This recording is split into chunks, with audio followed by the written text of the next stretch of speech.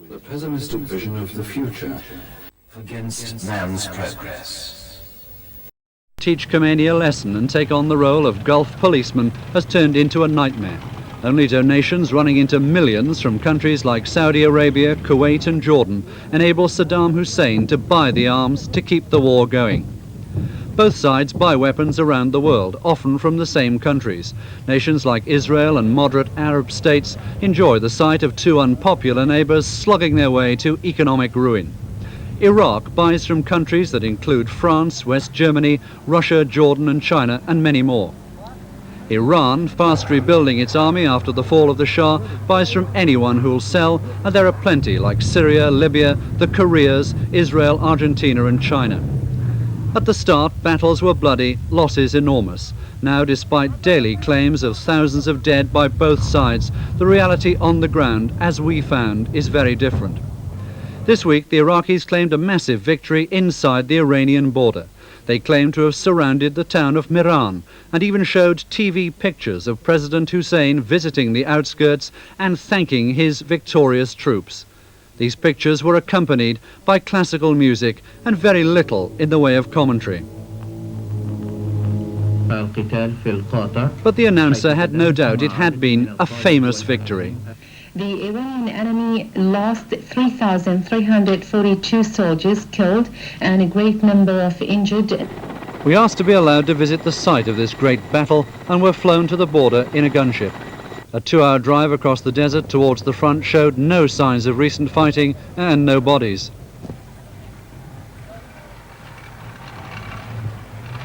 Despite their boasts to have taken the Iranian city of Miran, this is the closest we've been able to get, a front-line position 3 or 4 kilometers away. It's quite obvious that a battle's still going on, and most of the Iraqis we've seen have been in old established attacking positions like this, but well away from the city.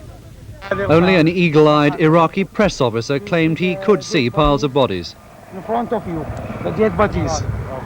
That's lovely. Thank you so much. Thank you.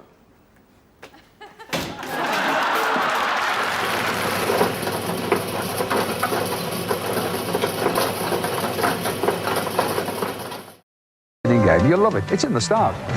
And keep your hair on for Spitting Image and a message from the President.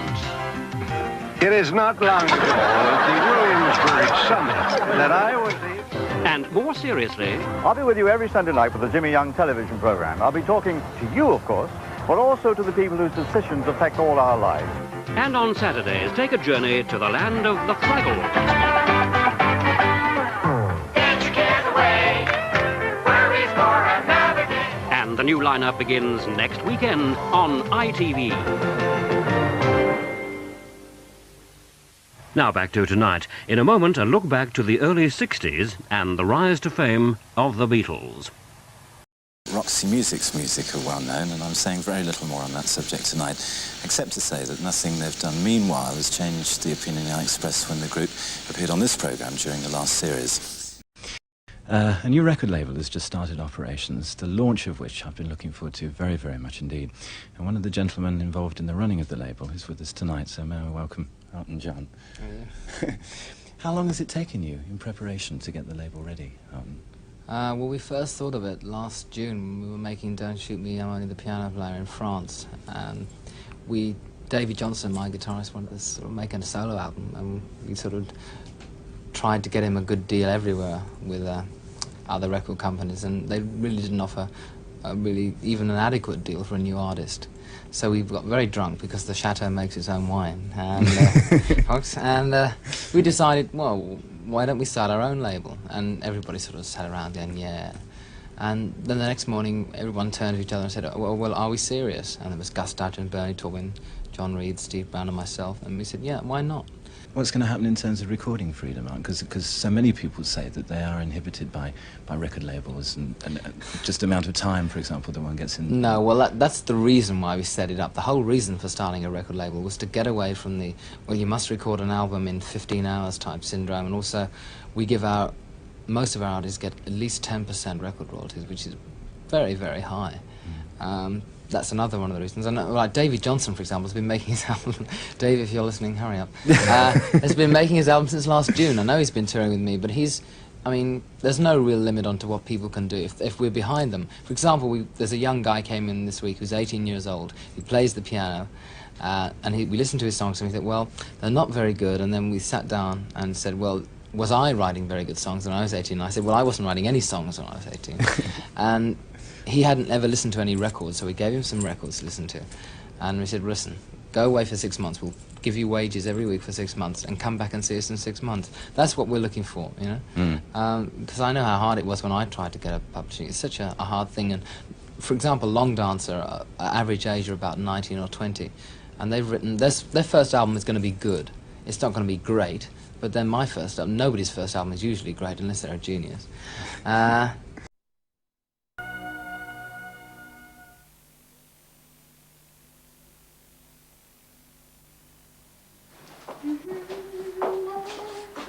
Suppose you're going out with Richard tonight. Might be. Oh, Heinz spaghetti. Give us a bit.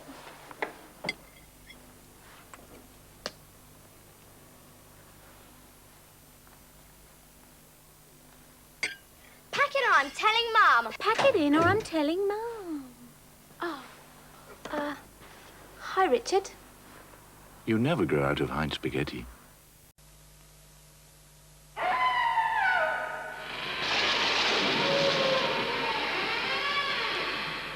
Yeah, the trouble with these midnight snacks is you get crumbs all over the bed. Fresh cream cakes. Naughty. But ever so nice. The unthinkable has happened. The impossible is now true. I've been brought to life in a horrifyingly real iced lolly from Walls. Get your fangs into the strangest lolly you've ever tasted before it's too late. Walls Dracula. It's really horrible.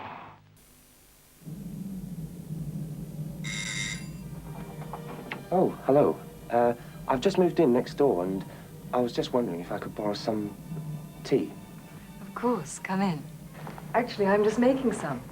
Would you like a cup? Yes, please. Don't mind Randy. He won't bite. Are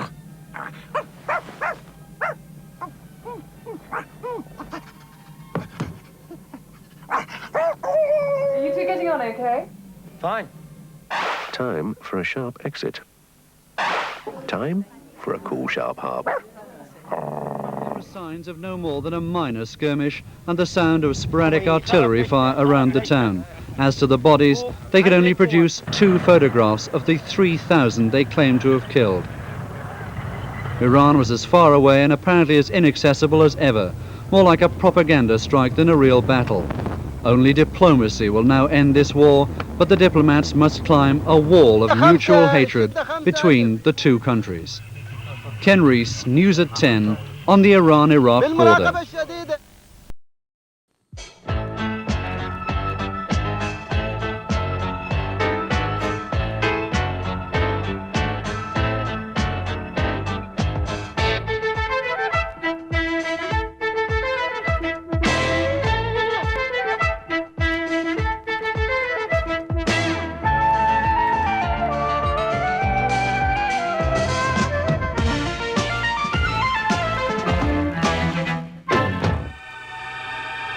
Society ruled by women.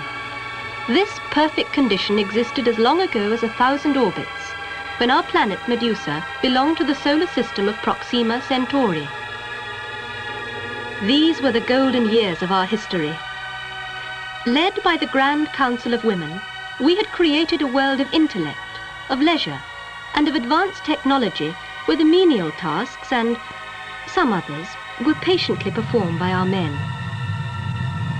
Then came the great comet, Dionysius.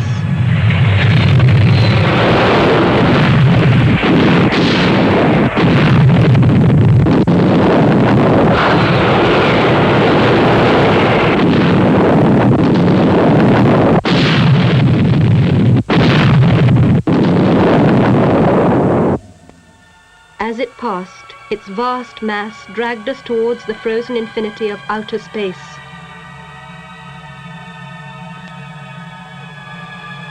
slowly at first, giving us a chance to plan and build the cities we know today deep under the surface, before Medusa was finally encased in a blanket of ice.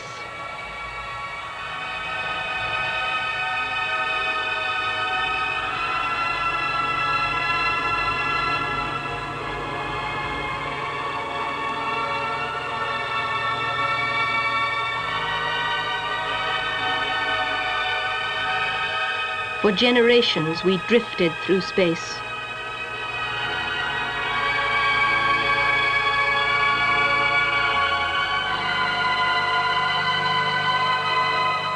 Then, one day, an expedition to the surface returned with great news. We had arrived in a new solar system, a solar system containing another life-supporting planet called Earth.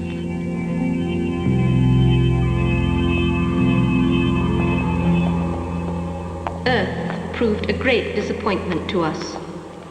Contrary to all common sense, it was controlled by men.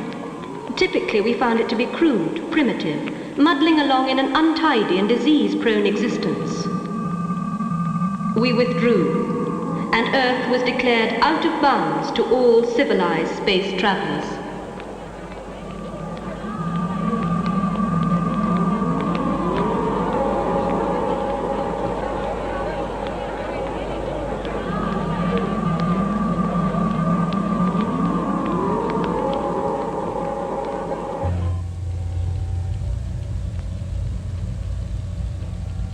You have been watching the first part of our history program for junior girls.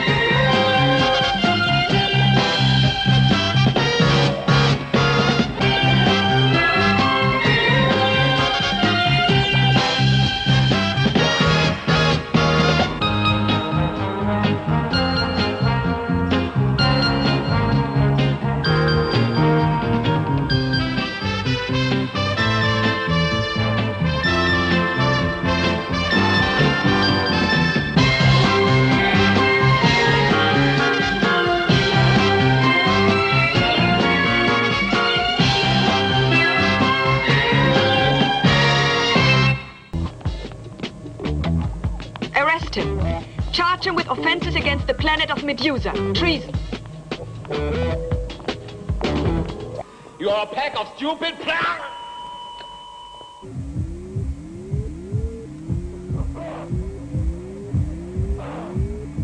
Good gracious.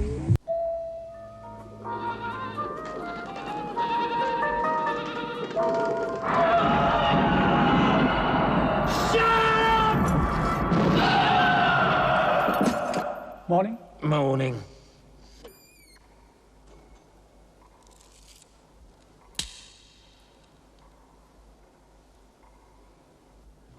Well, no rest for the wicked.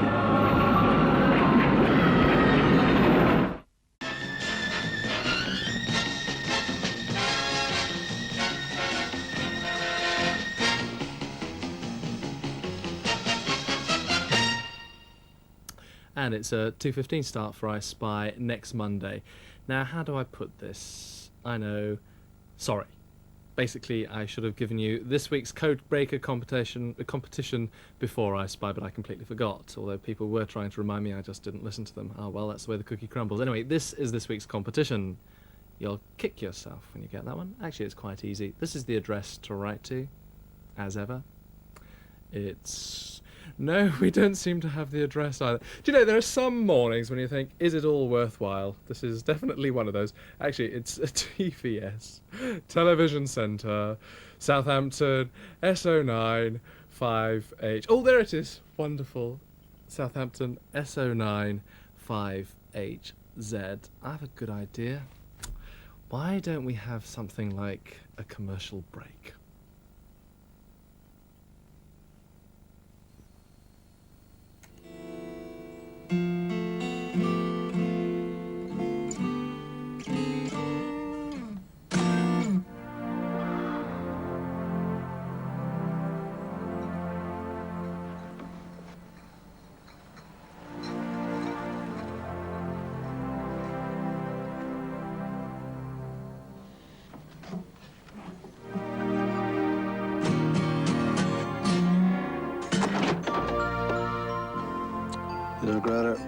only one thing to do at a time like this. Turn to the bottle, mate.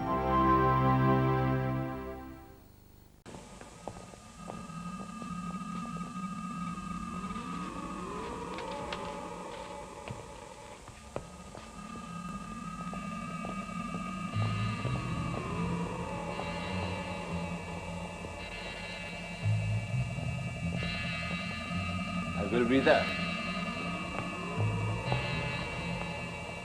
You! Get on with your work.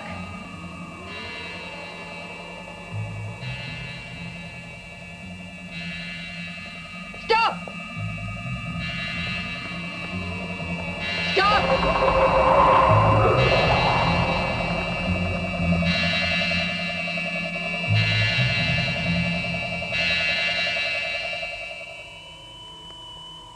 Tell the truth, and you'll be all right.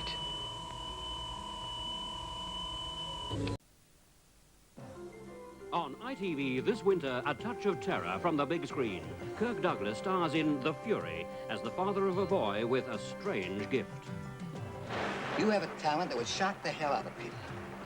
But it's a talent that also can be put to good use. And after The Fury, the terror continues with Richard Burton as a man who creates catastrophe, the man with the Medusa touch. I have a gift for disaster. If I believed in possession, Mr. Mauler, I'd be a witch doctor. If you say coincidence to me, I will drive my fist through your face. And a nightmare of a different kind as a mad scientist's dream becomes a blueprint for murder in The Boys from Brazil.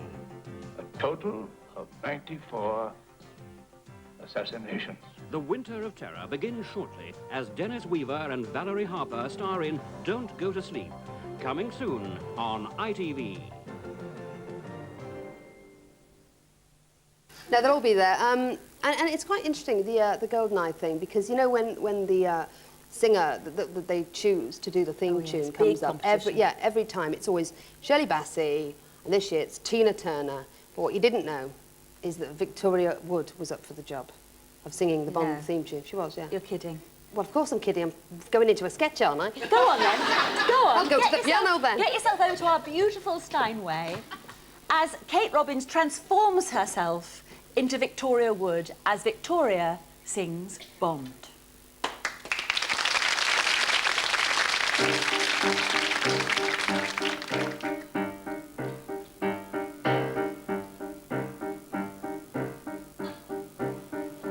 Diamonds are forever.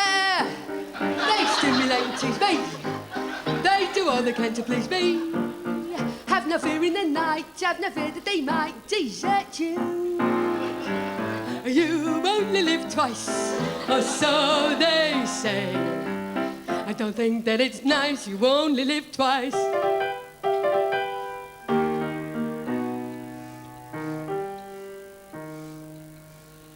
Goldfinger.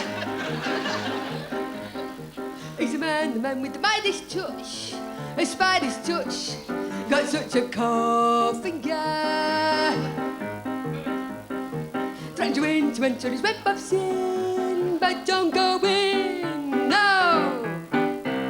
When you were young and your heart was an open book, you used to say, live and let live.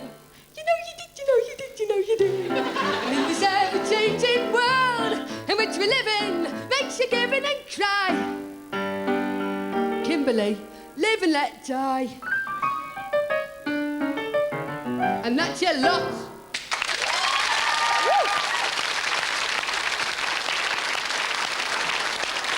Kate's got her one-woman show in London on the 16th of December at the Riverside.